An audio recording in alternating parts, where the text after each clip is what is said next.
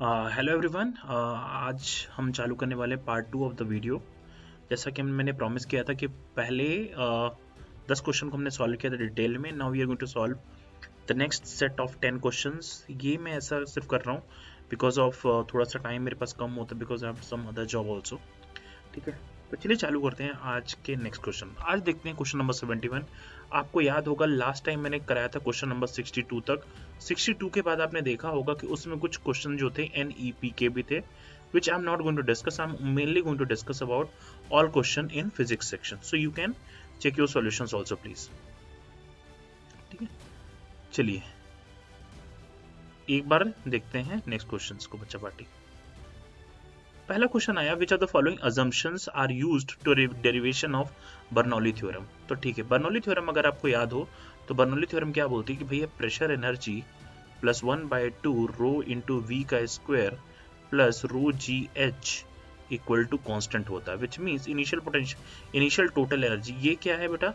ये है बेटा टोटल एनर्जी। टोटल एनर्जी जो होती है सिस्टम की वो कंजर्व होती है। अब टोटल एनर्जी कंजर्व है, आपको पता है कोई भी एनर्जी जब कंजर्व होती है तो उसमें हम बहुत सारी केसेस एज्यूम करते हैं, राइट। और आपको याद होगा कि बर्नौली थ्योरम जो होती है वैलिड होती है बेटा आइडियल फ्लूइड के लिए। अब आइडियल फ्लूइड होते क्या है? आइडियल फ्लूइड वो होते हैं जिनका नेचर क्या होना चाहिए? इनकम्प्रेसिबल होना चाहिए। और दूसरा क्या होना चाहिए? They should be non viscous. ठीक है, मतलब इनकी विस्कोसिटी का हम एज्यूम नहीं करते। तो what should be the cases? That flow क्या होना चाहिए? एक स्टडी स्टेट होना चाहिए। और फ्लो क्या होना चाहिए? एक और भी है, स्टडी स्टेट होना चाहिए। बिल्कुल, तो steady state is correct answer. Then compressible fluid नहीं, अदरवाइज कंप्रेस होंगे तो उनकी डेंसिटी क्या होगी? सेम नहीं रहेगी जहां आप यूज कर रहे हो डेंसिटी, राइट। तो density will not be constant. Then no losses from fluid friction, बिल्कुल सही है कि हम लॉस एज्यूम नहीं करते हैं। अगर लॉस एज्यूम करेंगे तो एनर्जी कंजर्व होगी नहीं, right. So therefore, which are the all correct option? A and C is correct option for this. Next question पे चलते हैं। Which of the following could be used for drawing and storing stress strain curve for material under test? बहुत बढ़िया question है। Stress strain आपको पता है कि डायरेक्टली प्रोपोर्शनल टू स्ट्रेन होती है। इसका मतलब है कि अगर ये सेक्शन है, अगर आप इस पर फोर्स लगा रहे हैं मान लीजिए दोनों साइड से, इन दैट केस ये क्या होगी? इलोंगेट होगी। और इलोंगेट को देखने के लिए लेजर हम यूज नहीं करते, digital camera is not use, telescope दूर की चीज देखने के लिए यूज होता है, metallurgical microscope is a correct answer. Simple सा क्वेश्चन था ये, ठीक है। नेक्स्ट क्वेश्चन, ये क्वेश्चन आप मार्क कर लीजिए, this is very very important question. ये क्वेश्चन मैं आपको पहले बता देता हूँ कि there is no right answers, no right answer. जो भी कोई बोल दे मैं अपनी बेट हारने के लिए रेडी हूँ। Let's focus here. A ball is thrown horizontally from top of 20 metre high building. देखो भाई क्या हो रहा है, हॉरिजेंटली बोल दिया क्वेश्चन में, ठीक है। और यहां से बोला 20 मीटर की हाइट से है। Ball strike the ground eight an angle of 45 degree. अब अगर एंगल बोल रहा है 45 डिग्री पे टकरा रही है, 45 डिग्री पे टकराने का मतलब होता है कि जो इसकी नेट वेलोसिटी है यहाँ पे होगी वी एक्स वेलोसिटी और यहाँ पे होगी वी वाई वेलोसिटी, राइट। और ये एंगल बनेगा 45 डिग्री। नाउ आपको पता है यहां से जो भी वी एक्स होगा, we don't know what is the value. Now taking the acceleration to gravity this much, the speed at which the ball was thrown. आपसे बोल रहा है किस स्पीड से, अगर हम हमें पता करना है किस स्पीड से बॉल को फेंका गया था। आपको पता है what ever the velocity in x direction will be, that will remain same at every point. सिर्फ वाई में वेलोसिटी चेंज होती है। तो इस क्वेश्चन को करने का सबसे पहला तरीका क्या होता है? First of all you find out कि टाइम कितना लगा उसको ग्राउंड में टकराने के लिए। तो आपको पता होगा अगर प्रोजेक्टाइल की इक्वेशन में लिखता हूँ तो एक्स डायरेक्शन और वाई डायरेक्शन के लिए हमें इक्वेशंस लिखनी पड़ती हैं, राइट। तो एक्स के लिए होता है कि फाइनल वेलोसिटी इन जो एक्स होती है that is initial velocity in x के बराबर होती है, और डिस्प्लेसमेंट इन एक्स होता है यू एक्स इंटू टी के बराबर। Same story, final velocity in जो वाई होती है वो U Y minus G T के बराबर होती है, और डिस्प्लेसमेंट इन वाई होता है U Y into T minus half of G T square. अब देख सकते हो बॉल को ऑरिजेंटली फेंक रहे हैं, इसका मतलब है कि हमने इनिशियल वेलोसिटी कितनी दी है? 0 दी है। This part is 0, understood. Now let's find out the time कितना लगा। अगर मैं, आप देख सकते हो 20 मीटर हाइट दे रखा है, it means displacement in Y direction is given and it is how much? It is given as -20 equal to -1/2 10 into T square. 2 से 2 कैंसिल हुआ तो ये 5 से निपटाएंगे तो कितना आएगा? 4, और t का रूट लोगे तो यू विल गेट 2 सेकेंड्स। ध्यान से समझना है 2 सेकेंड से, मतलब जो बॉल है वो 2 सेकेंड में टकराई होगी। अगर बॉल 2 सेकेंड में टकराई होगी तो हमें पता है, हम जैसा क्वेश्चन में है आपसे बोल रहा है कि भाई जो, ठीक है, जो स्पीड है आपको पता करनी है कि what should be the speed. तो हमें पता है, हमें एक बात पता चल गई है कि यू एक्स की वैल्यू यू वाई के बराबर होनी चाहिए, अंडरस्टैंड, तभी ये 45 डिग्री पे रिजल्टेंट आ सकता है। तो अब हम यू वाई पता करते हैं, यू वाई कितना हो जाएगा माइनस जी टी के बराबर। तो U final velocity in Y equal to हो जाएगा 0 minus 10 into 2 second which is minus 20 second, 20 metre पर सेकेंड। तो फाइनल वेलोसिटी जो आ गई ये 20 होनी चाहिए। अब ध्यान से देख लेना क्या होना चाहिए, यूएक्स होना चाहिए 20। नाउ व्हाट हैपन, 2 सेकंड बाद 20 मीटर पर सेकंड, तभी ये 45 डिग्री टकरा सकती है। तो अब हम चलते हैं, और हमें एक चीज अभी अभी मैंने बोला है कि जो इनिशियल वेलोसिटी इन एक्स होगा वो हमेशा सेम रहेगा, इट विल नॉट चेंज। अगर ये चेंज नहीं होगा तो देयरफॉर जो इसका आंसर होना चाहिए, the answer should be boss, answer should be 20 metre पर second, not of all these options. So ये आप जब भी आंसर की आएगी प्लीज मार्क दैट आंसर जो होगा 20 होगा। मैं आपको गारंटी के साथ कह सकता हूं, I am ready to lose my bet. ठीक है, अगर कोई मेरे को इसको गलत करके दे देगा तो आई विल लूज माई बेट, और मैं उसको 1000 रुपये अपनी तरफ से इनाम दूंगा पक्का। ठीक है, नेक्स्ट क्वेश्चन पे चलते हैं, बेहतरीन question. A lift is moving upward, अगर लिफ्ट ऊपर मूव कर रही है, ध्यान से सुनना, अपवर्ड विथ एक्सेलरेशन, अगर ए एक्सेलरेशन से मूव कर रही है, तो आपसे बोल रहा है, क्या बोल रहा है, shows the position of Y ceiling of a lift with time T at instant t1 bolt breaks down. यहाँ पे एक बोल्ट है वो ब्रेक करता है and drops from the ceiling, which of the following is the best represent the position of the break. बहुत important question है। आपने एक प्रॉपर्टी सुनी होगी काइनेमेटिक्स की कि जो फ्रेम की वेलोसिटी होती है, जो फ्रेम की वेलोसिटी है, frame velocity transfers to particle, to every particle को ट्रांसफर होती है, बट जो एक्सेलरेशन होती है, फ्रेम का एक्सेलरेशन होता है, it is relative and it's not, ठीक है, is not transfer to particle, what does it mean, ध्यान सुनिएगा। अगर आप खुद सोचो, अगर ये बोल्ट ऊपर जा रहा है, आपको पता है एक कार जा रही है, मैं आपको समझाने की कोशिश कर, ध्यान सुनना, एक कार जा रही है, कार में एक लड़का बैठा हुआ है, अगर कार मान लो 30 से जा रही है, तो आपने सुना होगा कि लड़के की वेलोसिटी विद रिस्पेक्ट टू कितना होता है 30। इट मींस अगर लिफ्ट मान लो 2 सेकंड के लिए ये 10 मीटर पर सेकंड से ऊपर जा रही होगी, तो बोल्ट भी 10 मीटर से ऊपर जा रहा है।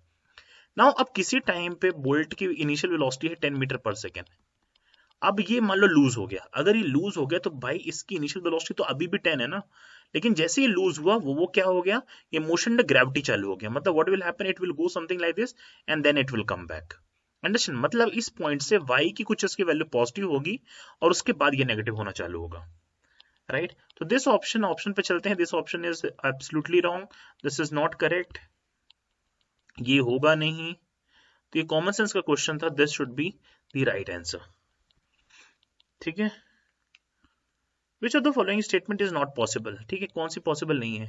An object having velocity toward north and acceleration toward south, एक पार्टिकल की वेलोसिटी ऊपर है नॉर्थ की तरफ और एक्सेलरेशन टुवर्ड साउथ हो सकता है, फ्री फॉल में आप सबने पढ़ा है, राइट, कि मोशन अंडर ग्रेविटी में आपने पढ़ा होगा, ऑब्जेक्ट की वेलोसिटी ऊपर दो, एक्सेलरेशन डाउनवर्ड होती है, बिल्कुल सही है, स्टेटमेंट सही है। An object having uniform velocity and variable acceleration, भाई यूनिफॉर्म वेलोसिटी का मतलब ही होता है कि उसकी वेलोसिटी टाइम के साथ चेंज ना हो, अंडरस्टैंड, टाइम उसकी वेलोसिटी चेंज नहीं होनी चाहिए, मतलब पहले 2 मीटर पर सेकेंड है तो शुड बी 2 ही होनी चाहिए भाई। And variable acceleration, variable acceleration का मतलब हो गया भाई, यहाँ तो पहली बात तो अगर यूनिफॉर्म वेलोसिटी है तो एक्सेलरेशन की वैल्यू कितनी होनी चाहिए, 0 होनी चाहिए, तो वेरिएबल की बात ही नहीं आनी चाहिए। This statement is definitely wrong. An object having zero velocity and non zero acceleration, बिल्कुल होता है, जब एक पार्टिकल अपने मैक्सिमम पॉइंट पे पहुंचता है, एक मैक्सिमम पॉइंट पे पहुंचता है, आपने पढ़ा होगा, तो इस टाइम पे जो फाइनल वेलोसिटी होती है 0, पर जो एक्सेलरेशन लग रही होती है दैट इज स्टिल g लग रही होती है। तो ये स्टेटमेंट भी सही है, तो गलत आपको ढूंढना था, तो गलत is only B, okay. Next question पे चलते हैं, ये बेहतरीन क्वेश्चन, ठीक है, ये क्वेश्चन की भी मैं गारंटी देता हूं कि दिस इज अमेजिंग क्वेश्चन। अब ध्यान से सुन लेना और समझ लेना पहले, उसके बाद आप मुंह खोलना, ठीक है, फिर आंसर देना, जितने भी लोग हैं I will tell you the what is correct answer. ध्यान से देखिएगा, diagram shows A has magnitude 4 and B has magnitude 3 along PQ, okay. X component of A plus B का हमें मैग्नीट्यूड निकालना है and then we have to find out कि भैया इसका एक्स कॉम्पोनेंट किधर आएगा। अब ध्यान से सुनना क्वेश्चन क्या है। अगर आपने वेक्टर ढंग से पढ़ा है, वेक्टर अगर आपको अच्छे से आता है, ध्यान से सुनिएगा क्या होता है। ठीक है, ये देखो x है और ये y है बच्चा पार्टी। अब हम इसको ड्रॉ करते हैं। ठीक है, ध्यान सुनना। तो आपसे बोला है कि a है कुछ इस तरह, a है, a का मैग्नीट्यूड है 4 और ये एंगल बना रहा है यहाँ से 30। b है, b यहाँ से बना रहा है। आपने वेक्टर की एक प्रॉपर्टी भी सुनी होगी कि वेक्टर को हम कहीं भी रिप्लेस कर सकते हैं without changing the sign, without changing the direction. तो भैया b को अगर मैं यहाँ पे लिख देता हूँ, ध्यान सुन लेना, तो ये हो गया 3 and this angle is how much, ये हो गया 60 डिग्री। तुम ध्यान से देखो इन वेक्टर के बीच एंगल कितना हो गया, 90 डिग्री का है। अगर आपसे पूछा रिजल्टेंट कितना है बेटा, ठीक है, अगर रिजल्टेंट आपसे पूछा तो रिजल्टेंट होता है A square plus B square plus 2ab cos theta. ठीक है, तो भाई ये देख क्या हो जाएगा, 3 का स्क्वायर 4 का स्क्वायर प्लस 2 इंटू कॉस 90 बाकी आ जाएगा। तो ये टर्म खत्म हो गया, मैग्नीट्यूड इज 5। अब ध्यान से सुनना आगे क्या है। अब हमें रिजल्टेंट ढूंढना है, what should be the angle of resultant. तो आपने tan बीटा वाला फॉर्मूला सुना होगा, that is b sin theta divided by a plus b cos theta. मान लो बेस में 4 को मान लेता हूँ, let's suppose 4 is my base. अगर बेस 4 है तो a की जगह 4 रखना है। तो देखो क्या हो जाएगा, 3 into sine 90 divided by 4 into 4 plus 3 cos 90। cos 90 0, sin 91 3/4। अब 3/4 बताना, ध्यान से बताना मुझे वैल्यू, अगर तुम्हें आता है थोड़ा बहुत भी। 3/4 का मतलब होता है बॉस 37 डिग्री। ठीक है, ये मैथ में पढ़ाया जाता है, दिस इज 37 डिग्री होता है। इसका मतलब है कि अगर मैंने 4 को बेस माना है तो मेरा रिजल्टेंट जो आएगा, ध्यान से सुनना, जो मेरा रिजल्टेंट आएगा वो 5 आएगा और उसकी वैल्यू लगभग लगभग यहाँ से होगी, 37 डिग्री फ्रॉम 4 से होगी। 4 से है मतलब ये यहाँ से कहीं बनाएगा 37, बेस मैंने इसको माना है तो दिस विल बी 37। ध्यान सुनना। अब अगर ये 5 है, अब देखो क्वेश्चन क्या हो गया, तो ये एंगल कितना हो गया, ये एंगल लगभग लगभग 7 डिग्री हो गया। आपसे क्वेश्चन क्या पूछा है, X component of A plus B. भैया ए प्लस बी का मैग्नीट्यूड 5 है और एक्स से ये जो एंगल बन रहा है दैट इज 7 डिग्री है। समझ गए। तो हमें जो एक्स कॉम्पोनेंट होगा ना भाई, ये क्या होगा, देखो एक्स जो कॉम्पोनेंट होगा ये this will be boss, this will be 5, ठीक है, 5 इंटू कॉस 7 डिग्री के आसपास आएगा। कॉस 0 कितना होता है, लगभग लगभग 1 होता है। ठीक है, कॉस जीरो की वैल्यू होती है लगभग लगभग 1। तो ये लगभग लगभग आंसर जो आना चाहिए, इसका आंसर आना चाहिए भाई 5। अंडरस्टैंड, cos 0 लगभग लगभग is very very small, so that's why you can take the answer as this much। Understand, तो आंसर हो जाएगा इसका 5। आगे बढ़ते हैं। ये क्वेश्चन में कुछ नहीं है, बहुत ही सिंपल से क्वेश्चन है। द वर्क डन आपसे पूछा है, वर्क डन होता है फोर्स इनटू डिस्प्लेसमेंट। ठीक है, फोर्स इनटू डिस्प्लेसमेंट, फोर्स दे रखा है आपको 10I plus 7J minus 7K और डिस्प्लेसमेंट कितना दे रखा है, y के अलॉन्ग है, इनटू डॉट प्रोडक्ट करना है, 3J से मल्टीप्लाई करना है। तो I है नहीं, सिर्फ J है, तो ये तो सब से बन गया होगा। Answer is 21 joules. ठीक है, ये कि newton into metres, very easy. Now object moving in uniform velocity in an inertial frame must. Inertial frame देखो क्या होता है, एक होता है फ्रेम इनर्शियल, एक होता है नॉन इनर्शियल। इनर्शियल फ्रेम का क्या मतलब होता है कि अगर वेलोसिटी 0 हो या कि वेलोसिटी कांस्टेंट हो, और नॉन इनर्शियल का मतलब होता है वेलोसिटी इज नॉट कांस्टेंट, मतलब सिस्टम में एक्सीलरेशन होनी चाहिए। ठीक है, तो अब ध्यान से सुन लेना क्या होता है। ठीक है, इसे बोलते हैं हम इनर्शियल फ्रेम, जहां पे आपने सुना होगा सूडो फोर्स का कॉन्सेप्ट लगता है। और ये हो गया नॉन इनर्शियल फ्रेम, ध्यान सुन लेना। अब आपसे बोलता है have zero net force acting on it. बिल्कुल सही है भाई, वेलोसिटी 0 है, वेलोसिटी कांस्टेंट है, तो नेट फोर्स तो बिल्कुल 0 लगेगा। इस पे 0 नहीं होता, इस पे कुछ ना कुछ सूडो फोर्स लग रहा होता है। Not have any force of gravity acting on it. बिल्कुल फोर्स ऑफ ग्रेविटी अगर एक्ट करेगा, ध्यान सुन लेना, फोर्स ऑफ एक्ट करेगा, this will not B inertial frame. Inertial frame नहीं बोलेंगे। अगर ये लग रहा होगा तो एक्सीलरेशन एक्ट होना चालू हो जाएगी, then that makes non inertial.